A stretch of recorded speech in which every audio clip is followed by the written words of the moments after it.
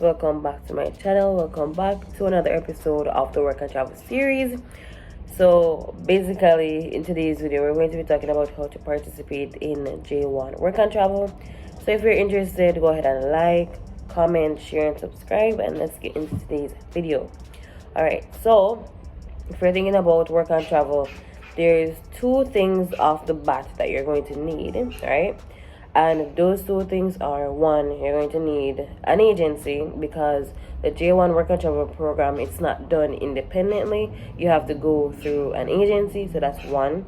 And then the second thing is that you are going to need to have the money to pay for the Work and Travel fees. Stop, let me just pause the video right here. So basically there are some links down below. So there's a link to my online clothing store. It's called Christ and Me. There are different shirts, hoodies, just different things on there. You can go and check those out. There's also the link to my Coursify page. And basically, if you're doing CSEC Biology and CSEC HSB, you need to click on that link, because there are crash courses, very comprehensive crash courses on Coursify that I launched. Go ahead and check those out. There's also another link down below that leads to my blog. So yes, I have a blog, and basically I post about different things, about the hurricane, about life, about CXC. Go ahead and check those out.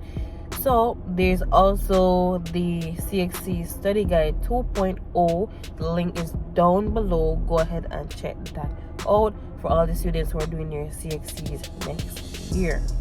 Now it's very careful, because you have agencies that are more experienced, and then you have the newer agencies, right? No, there's nothing wrong with giving a new agency a chance, but at the same time, reputation is important. For example, there are agencies out there that scam people, overcharge people, take people money and not do it themselves, do it and blah blah blah.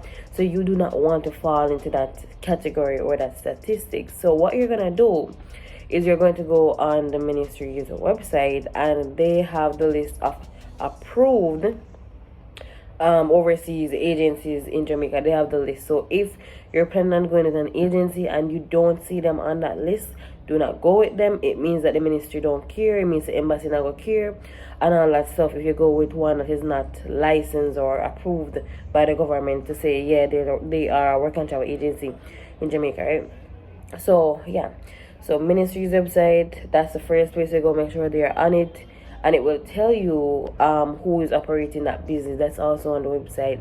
Like it might have a name or something like that, or a contact number, anything like that, right? So you have to be very careful when you're picking the agency, right? So yeah, so anyways, I have a link down below to some reputable agencies in Jamaica, ones that people actually use, go and come back safe, they are okay. Obviously with every agency, everybody have good and bad experiences, because you and me have good and bad experiences, right? But everyone's experience is different. So just because somebody might go this year, they might go that year, it don't mean say your experience is with your experience, right? If it's a case where an agency, or if you meet 10 people from that agency and all 10 say they are bad, more than likely they are bad. But if you meet 10 people from an agency and then 1 out of the 10 say them bad, it's probably just a buck-ups or a chance that they ended up in a bad job, low hours and all that stuff, right? And when it comes to, if someone ends up in a bad job, meaning a job that doesn't give hours, you're not making the money, you just did it, you can barely pay rent and buy food, then that's not the agency's fault directly, but at the same time it is their fault to ensure that the jobs that they're providing have been like vetted, and make sure that okay, this employer is actually good, people can use them and them come back safely, and then promise X amount of hours to J1 participants. It's kind of their job to ensure that the sponsors that they work with are providing decent jobs, right? That's the role of the agency. And if the agency fail at that, they're not a good agency, right? So that's the first step right there. You have to get an agency, tell them you want to sign up for the work and travel program. Now every agency has a different deadline, because some agencies, they may cut off like early. They might say, okay, we cut off December, like them packed, or they might say it's we'll cut off like January, but then it's a case by case basis. Like that's if we have leftover jobs, we continue to take people one by one, but it's not like we open, right? So some agencies are like that. Some agencies are open all the way until February, March. I place people in a jobs. I do interviews all the way to March. And March, anytime from, let's just say anytime from January, late January, February, people start got embassy already, right? So that's basically it. Yeah. So once you got the agency part covered, and say, okay, we find a decent agency, they are approved. The people seem good, they seem like what they're coming with is good. The next challenge that students often face is the price tag, because these work and travel agencies, they're not cheap. And honestly, me personally, I don't know how the breakdown of the money goes, because let's just say if you're paying X amount of US dollars to go on this program, I don't know how much the agency at Jamaica take, but I don't know how much the agency overseas take, so I don't really know. But me just know say that's the fee, and embassy know that this is the fee. But with every agency, the price varies, right? But not by a lot. So basically, agencies that probably only do lifeguard, or the one them that probably do lifeguard and the rest of the jobs. Some agencies offer jobs, like lifeguard jobs that like cheaper, so basically 800, 900 US, right? And the normal jobs are not that cheap, right? An agency right now in 2025, going to 2026, an agency is going to charge no less than 1700, right? And most of them is between 1800 and 1990 right now. The prices for the work and travel program, that's where it is right now, right? So that's what it costs. So basically every single year $100 go on it, apparently. That's what I've realized, right? Now some agencies have early bird where you can take out $50, $100, whatever the case may be. But yeah, but basically each agency, when we realize when we compare them, the difference is like $100 between each of them. That's the only difference. $100, like this agency might be saying 1890, this I say 1990, and it's basically $100 difference between most of them, right? Lifeguard jobs are usually cheaper, so you can keep that in mind. So the challenge now is financing that almost 300,000 US, no, not US, almost 300,000 Jamaican dollars to go on the program. And when you pay that program fee, it does not include your plane ticket. It does not include I don't know, like that's all that it pays for. So it includes your service, it includes your health insurance and whatever else, but it does not include your plane ticket, pocket money, any housing deposit when you go there. It does not include any of that. So that's why it's challenging for people, especially parents, to take up 20,000, pay a work and travel fee, and then you have to go find an next 100,000 buy a plane ticket, then you have to go probably get an next 100,000 for your pocket money. You can't go foreign, and even though you're going there to work, you can't go there just completely blank, but you need to pay for bags at the airport. So it's a lot of expenses, and it all starts to add up, if you get what I mean. So that's the biggest challenge with work and travel, to go on the program the first time. Now, when students go on the program, listen, they work because they know how much it costs. They will go there the first time. And me tell you, the very first time I went on work and travel, me work like my life depended on it, because it really did, right? So especially when you know where you come from and you know how much your parents sacrifice to find all of that money and they send you. You see, when you look at the amount of money, like in your mind, you say, this is a lot. Like, that's how I say, this is a lot. I mean, so, oh my God. And you know that the September you have school fee, you go back go pay, right? Understand? So they make the sacrifice to send up on work and travel. No, the school fee September will happen because them clear everything out if you send you on work and travel. Now, whole school fee September will go damn fee go September. So if me going there the first time, my mind was on those things. So listen, me have to go work, like my life depend on it, because school fee not go pay itself, dorm fee not go pay itself, and plus you have the money where you take to come there, right?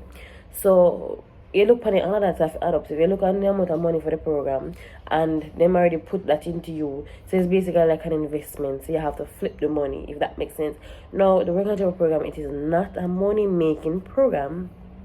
It is a cultural exchange program. So you can work your 2 jobs legally. Tell your sponsor about it. They know that they approve your second job and say yes, you can work your second job, right? And that's fine.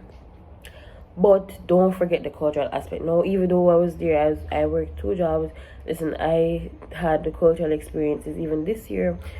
A lot more cultural experiences than the other 2 times now. But basically, so this year, I went to the mall, we got a zoo, we go a lot of places, to different towns in Indiana. We just travel and see different places, and I had fun this summer, right? So this summer was probably my best work and travel summer in terms of experience, cultural experience, because the thing is that, and some people go on the work and travel program the first time and they don't like it. They meet some people that probably racist or something like that, and then them say, oh, them not go back, right?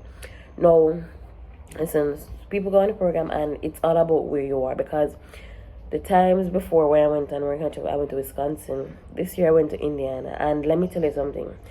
It's one country, it's one America, but best believe the people are different. The people, not necessarily the way they talk, but kind of the way they talk, right? If you're around them for alright, let's just say if you're around them for a longer period of time, you start to pick up, say, listen, these people don't sound like how the people of Wisconsin sound, and you have to be very attentive to. It's literally the small things, because when I was in Indiana, like they would say holy cow or holy hairball or whatever, but that's like different slangs, right?